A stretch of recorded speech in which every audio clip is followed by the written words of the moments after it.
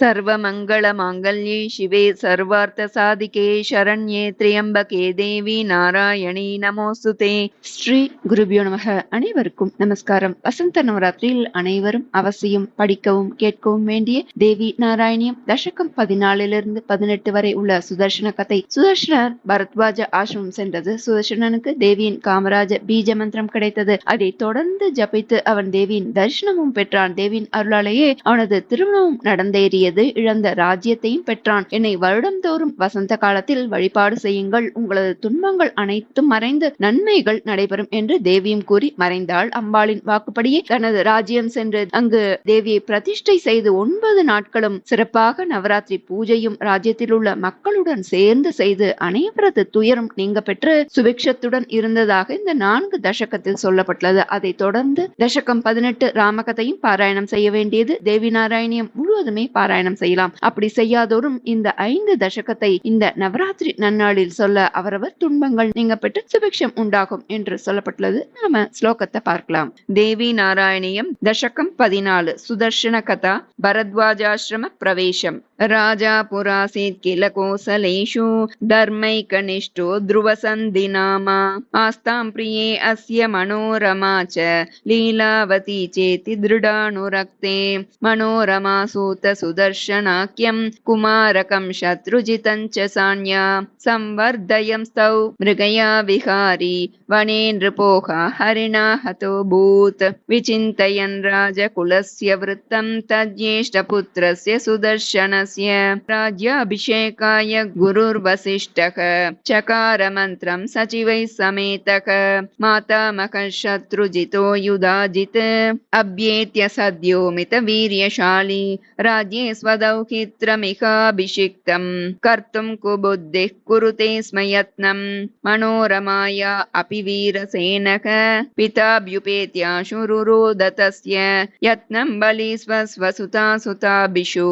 ஏகைகபுத்தி கலுதாவபூதாம் கிருத்வா விவாதஞ்ச ததோ நிருபௌ த்வௌ கோரம் ரணம் சக்ரதுரித்தரோஷௌ யுதாஜிதா தத்ர து வீரசேனோ தைவாத் ஹதோ பூத் ஹரிணா கரீவ ராஜ்யேபிஷிக்த கலுஷத்ருஜித்ஸக பாலஸ்ததோயம் ரிபுபித் யுதாஜித் தௌஹித்ர ராஜ்யம் சுகமேகநாதக சசாசவஜ்ரீவ திவம் மகேஷி பத்யுஃ பிதுஷ்சாபி மிருதேரணாத பீதா விதள்ளாபித மந்திரியுக்தா மனோரமா பாலசுதாத்வரண்யே யயோ பரத்வாஜ முனிம் சரண்யம் தபோ நிதிர்தீன ஜனானுகம்பி ஞாத்வா முனிஸ்தாம் த்ருவசந்தி பத்னீம் உவாச்ச வத்சே வசநிர்பயைவ தபோ வனேத்ராஸ்து சுபம் தவேதி அல்போப்யுபேக்ஷ்யோ ந ரிபுர்நரோ கோபி ஏவம் ஸ்மரண்ணாஷு நிருபோ யுதாஜித்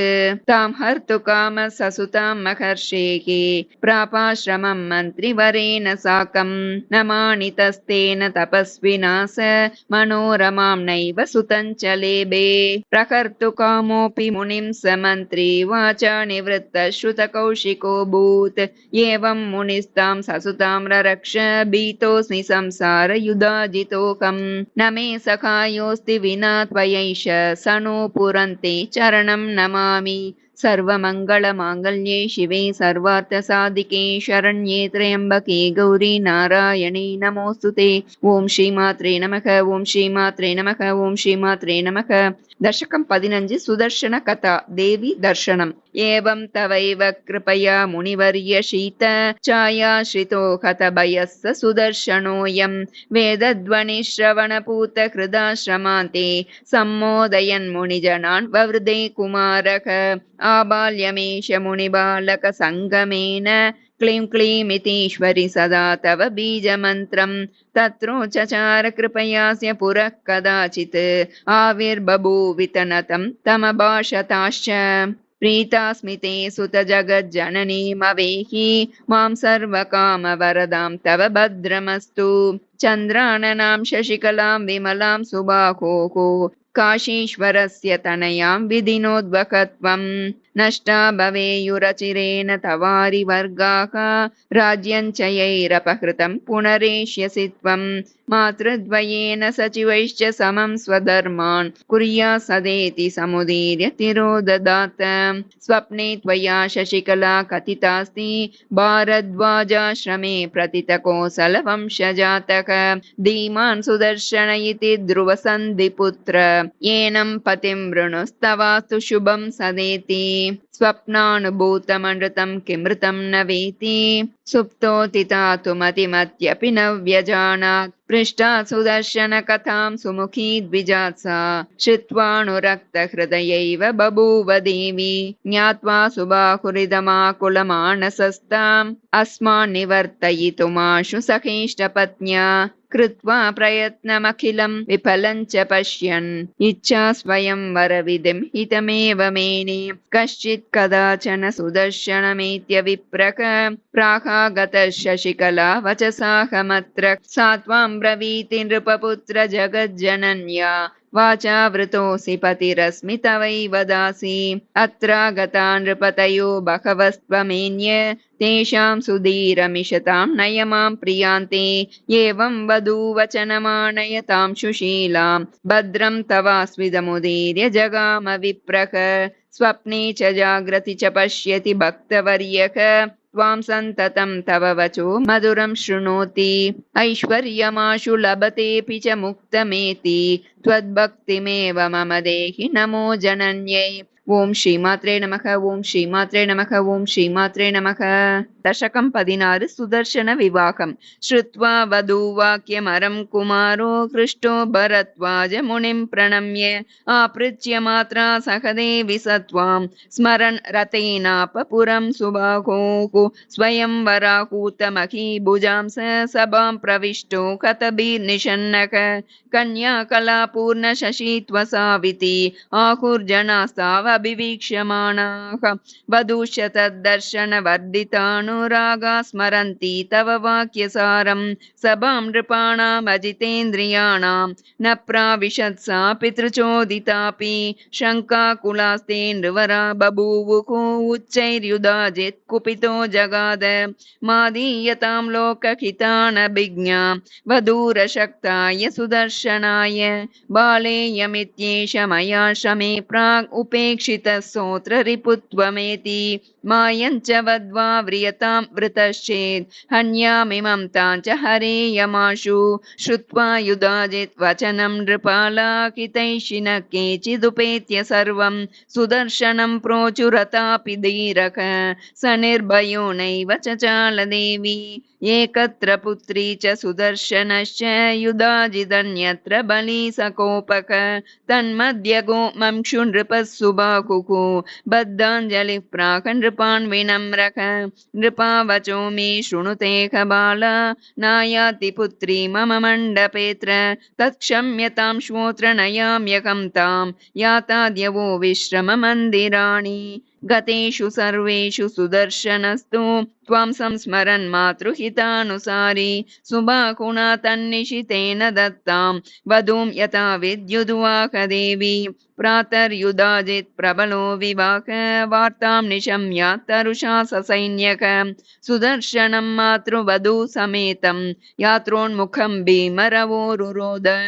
ततो रणे घोरतरे सुबाहुः क्लीं क्लीमिति शाणि समुच्चचार तत्र विरासि समराङ्कणे त्वं सिंहादिरूढा स्वजनार्तिहन्त्री त्वन्नाम गायन् कथयन् गुणांस्ते त्वां पूजयं शात्र नयामि कालं स्वप्नेऽपि दृष्टा न मया त्वमम्बे कृपां कुरु त्वं मयि ते नमोऽस्तु अम्मे नारायणा देवी नारायणा लक्ष्मी नारायणा भद्रे नारायणा अम्मे नारायणा देवी नारायणा लक्ष्मी नारायणा भद्रे नारायणा अम्मे नारायणा देवी नारायणा लक्ष्मी नारायण भद्रे नारायण।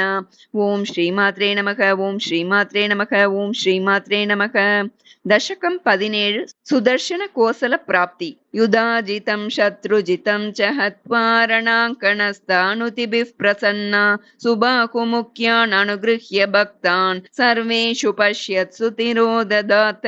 पृष्टो नृपान् प्राह सुदर्शनस्तान् दृष्टा भवद्भिः खलु सर्वशक्ता। या निर्गुणा योगिभिरप्यदृश्या दृश्या च भक्तैः सगुणा विनीतैः। या राजसीदं सृजतीव शक्तिः या सात्विकी पालयतीव विश्वं। या तामसी संहरतीव सर्वं सद्वस्तु सैवान्यदसत्समस्तं। भक्तार्तिहन्त्री करुणामयी सा भक्तद्रुकां भीतिकरी प्रकामं। वसन् भरद्वाज तपोवनान्ते चिराय मात्रा सकतां भजेकम्। तामेव भक्त्या भजतेह भुक्तिमुक्तिप्रदामस्तु शुभं सदावक। श्रुद्वेदमानम्रमुखास्ततेति सम्मन्त्र्य भूपाश्च ततो निवृत्ताः। सुदर्शनो मातृवधू समेतक सुबाकुमापृच्य रथाधिरूढः। पुरीमयोध्यां प्रविशन् पुरेव सीतापतिस्तोषयति स्म सर्वान्। लीलावतीं प्राप्य विमातरञ्च नत्वा विषन्नां हतपुत्रतातां। सदुक्तिभिः कर्म गतिः प्रबोध्य ससान्त्वयामास महेशि भक्तः। जनेषु पश्यत्सु सुदर्शनोऽत्र त्वां पूजयित्वा गुरुणाभिषिक्तः। राजी त्वदीयं गृहमाशु कृत्वा पूजाविधानादि च संवृदत्त। तस्मिन् नृपे त्वत्सदनानि कृत्वा जनाः प्रतिग्राममपूजयं स्वां। काश्यां सुबाहुश्च तथा करोते सर्वत्र पेतुः करुणाकटाक्षाः। न कर्मणा न प्रजया धनेन न योगसाङ्ख्यादिविचिन्तया च न च व्रतेनापि सुखानुभूतिः। भक्त्यैव मर्त्य सुखमेति मातः। नाहं सुबाहुश्च सुदर्शनश्च न मे भरद्वाज मुनिशरण्यः। गुरुः सुहृद्बन्धुरपि त्वमेव महेश्वरि त्वां सततं नमामि। ओम श्रीमात्रे नमः। ओम श्रीमात्रे नमः। ओम श्रीमात्रे नमः। दशकं 18 रामकथा। सूर्यान्वये दाशरथी रमेशो रामाभिदोऽभूत् भरतोऽथ जातः। ज्येष्ठानुवर्ती खलु लक्ष्मणश्च शत्रुघ्ननामापि जगद्विधात्री। विमातृवाक्यो जितराज्यभोगो रामः स सीतः सह लक्ष्मणश्च। चरन् जटावल्कलवानरण्ये गोदावरीतीरमवापदेवी। तं वञ्चयन् रावणयेत्यमायी जहार सीतां यतिरूपधारी। रामस्य पत्नी विरहातुरस्य श्रुत्वा विलापं वनमप्यरोदीत्। श्रीनारदोऽभ्येत्य जगाद रामं किं रोदिषि प्राकृतमर्त्यतुल्यः। त्वं रावणं हन्तुमिहावतीर्णः हरिः कथं विस्मरसीदमार्य। कृते युगे वेदवतीति कन्या हरिं श्रुतिज्ञा पतिमाप्तुमैच्छत्। सा पुष्करद्वीपगता तदर्थम् एकाकिनी तीव्रतपश्चकार। श्रुता तया भूत् अशरीरि वाक्ते हरिः पतिर्भाविनि जन्मनि स्यात्। निशम्य तत्हृष्टमनास्तथैव कृत्वा तपस्तत्र निनाय कालम्। तां रावणः कामशरार्दितः संशकर्ष सा च स्तवनेन देवीं। प्रसाद्य कोपारुणलोचनाभ्यां निरीक्ष्य तं निश्चलमाततान्। शशापतं च त्वमरे मदर्ते स बान्धवो राक्षसनंक्ष्यसीति। स्वं कौणपस्पृष्टमशुद्धदेहं योगेन सद्यो विजहौ सती सा। जाता पुनः सा मिथिलेशकन्या काले हरिं त्वां पतिमापदैवात्। स कन्यतां सत्वरमाशरेन्द्रः तन्नाशकालस्तु समागतश्च।